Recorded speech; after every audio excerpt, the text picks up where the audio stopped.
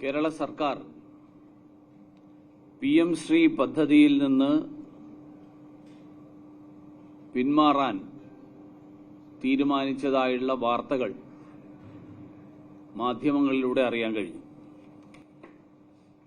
കേരളത്തിന്റെയും കേരളത്തിലെ വിദ്യാർത്ഥികളുടെയും ശോഭനമായിട്ടുള്ള ഭാവി ഉറപ്പാക്കാൻ സാധിക്കുമായിരുന്ന ഒരു പദ്ധതി, അങ്ങനെ ഒരു പദ്ധതിയായിട്ടുള്ള PM ശ്രീയിൽ നിന്ന് പിന്മാറാനുള്ള സർക്കാരിന്റെ തീരുമാനത്തെ ഭാരതീയ ജനതാ പാർട്ടി അതിശക്തമായി അപലപിക്കുകയാണ്. ഞാൻ ഒരു കാര്യം സൂചിപ്പിക്കാൻ ആഗ്രഹിക്കുകയാണ്. കമ്പ്യൂട്ടറൈസേഷനെ എതിർത്തതുപോലെ, ഡിജിറ്റലൈസേഷനെ എതിർത്തതുപോലെ പിന്നീട് ഈ തീരുമാനവും ഒരു ചരിത്രപരമായിട്ടുള്ള വങ്കത്തരമായിട്ട്, ചരിത്രപരമായിട്ടുള്ള മണ്ടത്തരമായിട്ട് സമൂഹം വിലയിരുത്തും എന്നുള്ള കാര്യത്തിൽ യാതൊരു സംശയവുമില്ല. വാസ്തവത്തിൽ ഈ കമ്മ്യൂണിസ്റ്റ് പാർട്ടികൾ ലോകത്തിന്റെ ഭൂപടത്തിൽ നിന്ന് തന്നെ അപ്രത്യക്ഷമാകുന്നത് ഇതുപോലെയുള്ള ജനവിരുദ്ധമായിട്ടുള്ള നയങ്ങളുടെ ഫലമായിട്ടാണ്, പിന്തിരിപ്പൻ നയങ്ങളുടെ ഫലമായിട്ടാണ്. ഈ തീരുമാനത്തിന്റെ പിന്നിലുള്ള കാരണം നരേന്ദ്രമോദി എന്ന പ്രധാനമന്ത്രിയോടുള്ള വൈരാഗ്യം എന്നുള്ളതിനപ്പുറത്ത് മറ്റൊരു കാരണവും വസ്തുനിഷ്ഠമായിട്ട് വിലയിരുത്തുന്ന ഒരാൾക്ക് കണ്ടെത്താൻ കഴിയില്ല. PM ശ്രീ എന്നുള്ള പ്രധാനമന്ത്രി, പ്രൈം മിനിസ്റ്റർ എന്നുള്ള വാക്ക്, ആ വാക്കിനോടാണ് ഈ CPM-ന്റെയും CPI-യുടെയും ഒക്കെ വിരോധം. പ്രധാനമന്ത്രി നരേന്ദ്രമോദിജിയുടെ വികസന പദ്ധതികളോട് സഹകരിക്കില്ല എന്നുള്ള പിടിവാശിയാണ് ഈ രണ്ടു കൂട്ടരെയും നയിക്കുന്നത്. നമ്മുടെ നാട്ടിലൊരു ചൊല്ലുണ്ട്, മകൻ മരിച്ചാലും മരുമകളുടെ കണ്ണീര് കാണുക എന്ന്.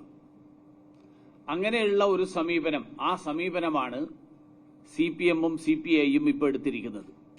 കുട്ടികളുടെ അവകാശങ്ങളും കുട്ടികളുടെ ഭാവിയും അതൊക്കെ ബലികഴിച്ചാലും കുഴപ്പമില്ല, ഇവരുടെ വാശി, നരേന്ദ്രമോദിയോടുള്ള വൈരാഗ്യം, ആ വൈരാഗ്യം, ആ പക വീട്ടുക എന്നുള്ള ഒരൊറ്റ നയത്തിന്റെ അടിസ്ഥാനത്തിലാണ് ഈ പുതിയ തീരുമാനം എടുത്തിരിക്കുന്നത്.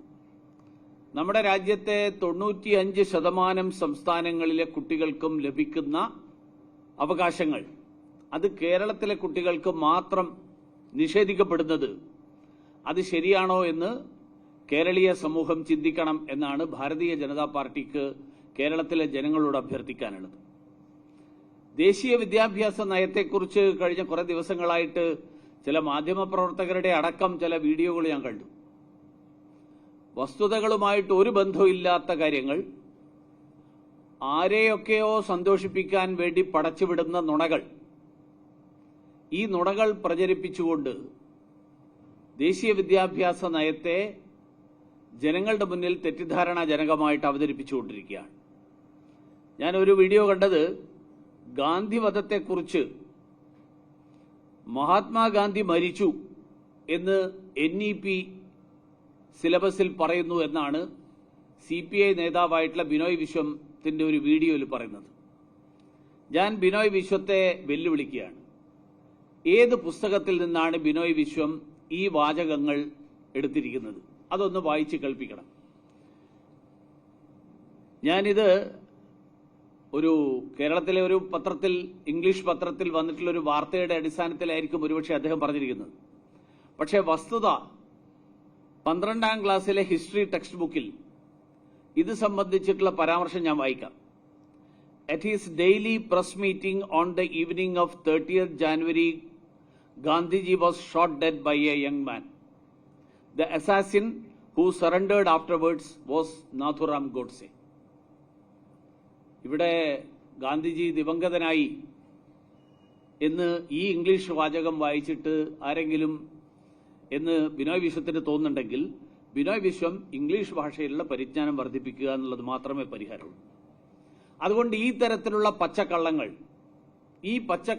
പ്രചരിപ്പിച്ചുകൊണ്ട് NEP-യെക്കുറിച്ച് തെറ്റിദ്ധാരണാജനകമായിട്ടുള്ള പ്രചരണം ആ പ്രചരണം നടത്തുക എന്നുള്ള ലക്ഷ്യം, ആ ലക്ഷ്യമാണ് ഇവർ രണ്ടുപേരും നടത്തിക്കൊണ്ടിരിക്കുന്നത്.